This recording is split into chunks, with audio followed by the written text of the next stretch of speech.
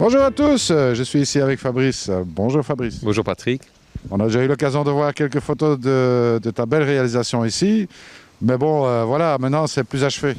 Oui, maintenant c'est terminé, puis voilà, tu es là, donc ça va être mieux que les petits films que j'ai pu publier moi-même.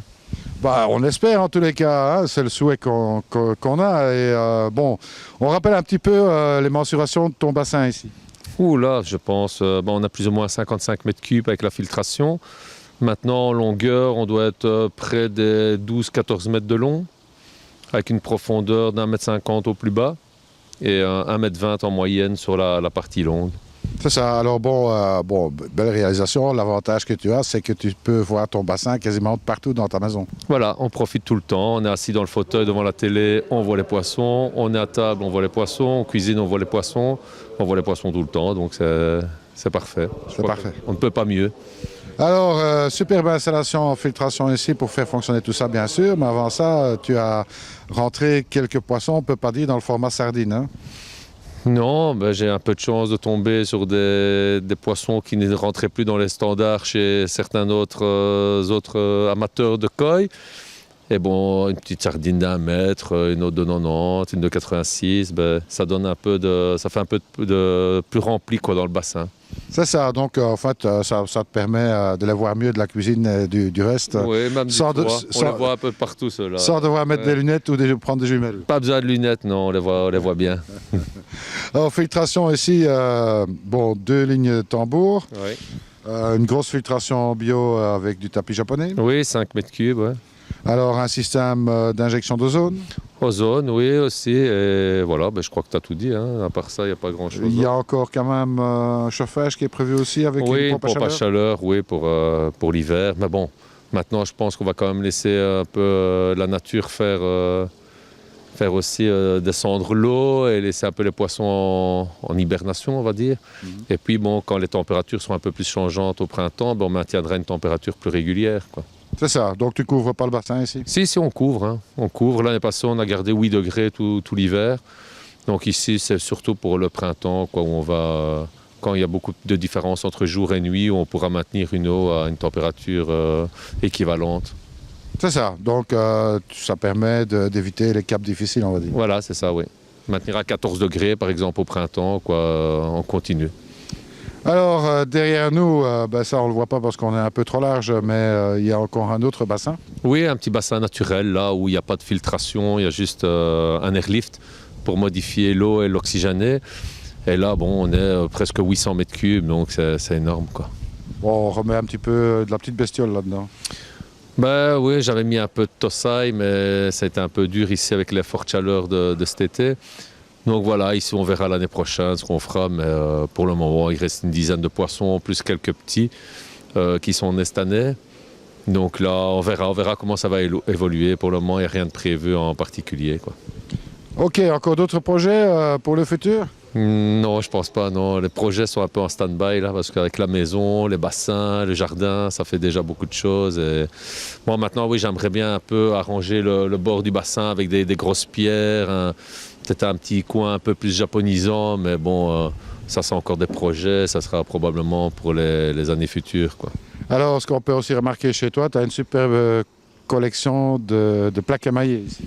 Oui, disons que ça c'est mon dada depuis 20 ans avant les koi, et donc c'est difficile un peu de faire toutes les passions en même temps, mais donc par moment je suis plus présent dans les koi, puis par moment je suis plus présent dans les plaques émaillées. Donc c'est un peu, on ne sait pas se partager tout le temps, plus le boulot, l'entretien de la maison, ça fait... Enfin, si quelqu'un a envie quelque chose au niveau de ses plaques émaillées, il peut toujours te contacter. Oui, il peut me contacter, et puis même s'il en a une chez lui, qu'il ne sait pas quoi en faire, il peut aussi me contacter, c'est toujours intéressant pour moi. Voilà, donc vous avez des plaques émaillées qui traînent dans le garage ou bien sur le grenier, bon voilà. Dans le cave, dans le jardin, voilà, c'est un peu partout. Et voilà, un petit mail, un petit contact, on passe par toi. Voilà, vous envoyez tous sur aquatechnobel@gmail.com ou bien info@aquatechnobel.be et je communiquerai à notre ami voilà, ce que vous avez à lui proposer. Hein, donc n'hésitez surtout pas à le faire. Bon voilà, il y a moyen de faire du bon business là-dedans. Oh, et si c'est des bonnes choses, il y a moyen de s'acheter quelques beaux petits koi avec. Donc voilà, maintenant il faut avoir les bonnes choses, comme tout, quoi. Exactement. Alors, ben, superbe intérieur, évidemment. Beaucoup de place dans cette maison. Oui, on est 480 mètres carrés, donc il y a de la place, il y a de l'espace. Maintenant, moi j'aime l'espace, j'aime les choses épurées. Et voilà, pour moi, je trouve que c'est normal, mais c'est vrai que ça a l'air gigantesque pour la 99% des gens, quoi. Voilà, beaucoup de lumière, évidemment. Oui, tout vitré, c'est l'avantage de cette maison. On est dans la maison, mais on est à l'extérieur en même temps, qu'on vit un peu dans le jardin, puisqu'on est, il n'y a pas un seul mur vers l'arrière. Et on profite du bassin, du jardin, de la terrasse en full time, quoi. C'est ça. Bon, il n'y a peut-être pas de mur, mais enfin, il y a quand même quelques poteaux pour tenir le tout. Oui, on est obligé de mettre des poteaux, sinon il n'y aurait que des vitres. Mais bon, on est obligé d'avoir un peu de châssis aussi avec. Mais bon, voilà, c'est comme ça, on ne sait pas faire autrement. Donc, Eh bien, je propose qu'on aille jeter un petit coup d'œil sur la filtration. Oui, pas de souci, Patrick. Allez, venez avec nous. Alors, Fabrice, ici, une étanchéité un petit peu particulière pour ce bassin. Oui, tous les bassins sont faits avec du Sika Sarnafil. C'est une matière spéciale, un peu plus rigide, beaucoup plus solide que le PDM, qui ne se trouve pas. Même les roseaux ne passent pas à travers, les bambous ne trouvent pas. Et c'est soudé sur place, vraiment en dimension du bassin, soudé à 340 degrés. Et bon, c'est généralement utilisé pour faire l'étanchéité des châteaux d'eau. Donc un truc sérieux, surtout alimentaire. Oui, surtout alimentaire. Enfin bon, moi ici mes bassins tournent maintenant avec, depuis plus d'un an avec ça et j'ai aucune fuite partout. Y compris mon bassin, ma filtration et le grand bassin dans le fond du jardin. Tout est fait avec cette matière et franchement, moi je suis totalement satisfait. Ah ben voilà. Et c'est beaucoup plus cher que de l'EPDM? Oui, je pense que c'est 2 à 3 fois le prix de l'EPDM, mais voilà, maintenant, pour des bassins compliqués, ça peut être une belle alternative parce qu'on sait que mettre une bâche EPDM sans la souder, c'est compliqué dans des bassins avec des formes particulières. Maintenant, ici, on peut tout réaliser quasiment sur mesure et sur place, quoi. On rappelle le produit? Sika Sarnafil. Sika Sarnafil, ben voilà, encore une expérience de plus. Hein. Oui, voilà, maintenant, voilà, c'est mon expérience et moi, je suis vraiment satisfait du produit. Donc, maintenant, peut-être que d'autres ont une mauvaise expérience, mais je pense qu'il y a plusieurs sortes de Sika Sarnafil et il faut bien se renseigner sur le produit, quoi. Exactement. Donc, ben, vous trouvez ça facilement sur Internet, hein, bien sûr. Oui, maintenant, moi je connais la personne qui l'a placé, spécialisée là-dedans. Il fait des toitures, comme j'ai dit, des étanchéités de châteaux d'eau. Donc si jamais vous avez besoin de renseignements, moi je peux donner les coordonnées de la personne qui réalise ce genre d'étanchéité.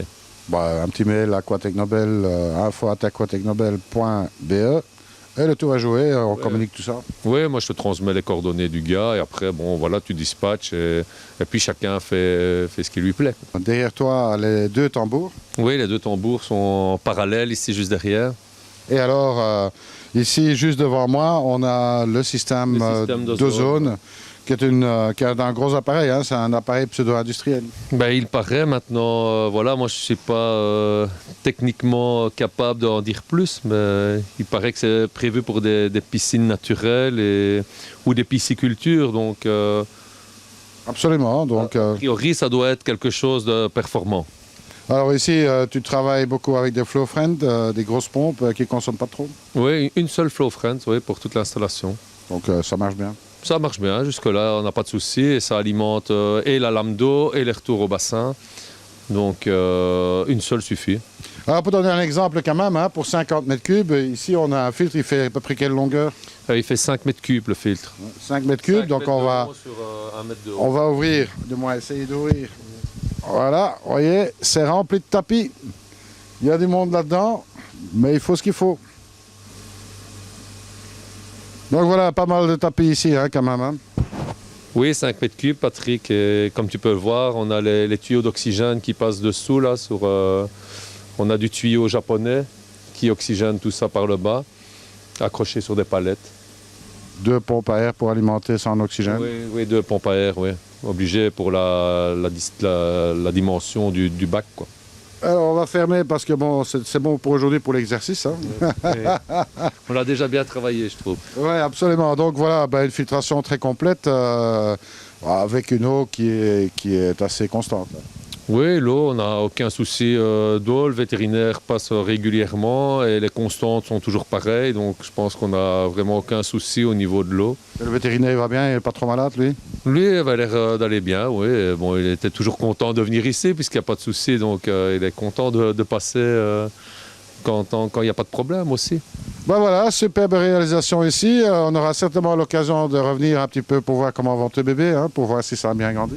Oui, pas de souci, tu es toujours le bienvenu, hein, Patrick. Et puis on fera encore quelques autres vues de ce superbe endroit. Félicitations en tous les cas parce que tu as fait un beau truc. C'est vraiment très sympa chez toi. Et puis bon, toi tu es très sympa aussi, donc ce qui gâche rien. Ça, je sais pas. Ça, c'est les autres qui doivent le dire. Moi, je peux pas le dire. Je pense que je suis sympa, mais bon, voilà, je peux pas le dire. Enfin, nous on se croisera certainement encore dans les événements futurs, hein, puisque tu te balades aussi pas mal à gauche et à droite.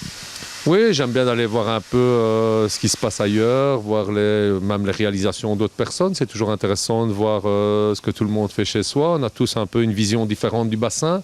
Certains sont plus contemporains, d'autres sont plus nature. Je trouve qu'on peut tirer plein de choses positives de chaque bassin. Ben voilà, je pense aussi, hein, donc c'est un apprentissage de tous les jours. Hein. Oui, oui, oui. Et puis, on voit des choses qu'on n'imaginerait même pas en temps normal, quoi. Donc, c'est ça qui fait aussi la beauté de ce monde du Coy, parce qu'on va voir 1000 bassins, on aura 900 choses différentes à voir, donc c'est intéressant. Je pense même 1000. Oui, peut-être même 1000, quoi. Oui, on a d'autres poissons, d'autres réalisations. Mais au niveau des filtrations, on est sans doute plus... il y a beaucoup moins de filtrations différentes. Mais au niveau de la fabrication du bassin et de la population du bassin, là, il y a beaucoup de choses à voir, quoi. Absolument. Et puis la forme du bassin, etc. Il y a beaucoup de choses à voir, comme tu dis. En tous les cas, ben, écoute, c'est un plaisir de venir chez toi. Moi, je te remercie beaucoup. Et puis, ben, je vous dis à très bientôt sur Aquatechnobel, hein, ou ATBTV. Bon, si vous n'avez pas vu toutes les vidéos, ben, vous allez sur atbtv.eu et vous allez trouver, il y a plus de 600 vidéos à voir, je crois qu'il y a de quoi faire. Hein. Oui, je crois qu'il y a même de trop à voir. Donc à un moment, il va falloir ne garder que les meilleurs.